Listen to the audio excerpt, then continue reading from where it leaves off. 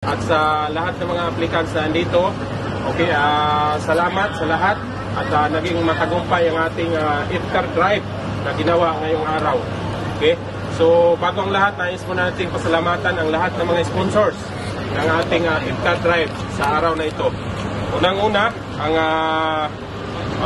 OFW Survivors White Eagles Club at ang OFW Survivors White Lady Eagles Club sa pangunguna ng aming Vice President, incoming Vice President na si Kuya Gerald Lapuri, Mr. 62, na nagbigay po ng 150 KD.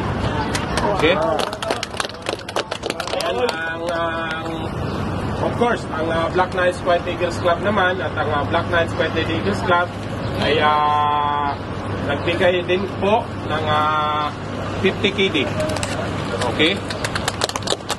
And then, last incoming GMM, lahat po ng mga kuya, ate, at maging ang mga applicants ay nagbibigay rin ng contribution. At umabot po ito ng 35 KD. Okay? At of course, hindi mawawala ang ating ate na si Ate Jinky na nagbibigay din ng 30 KD. Ayan. At of course, di mawawala ang ating Vice Governor na walang iba kundi si Kuya Vice Gov Kuya Mario M. Carion.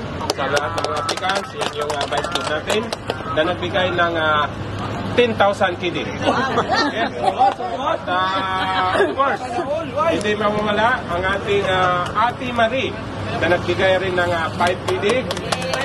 Sa Ate Marie, na ako yung nagbigay, ha? Okay. At of course, ang ganun din, si Ate Zini, nagbigay rin ng 10 KD. At umabot rin at nagbigay ang ating Kuya Amin.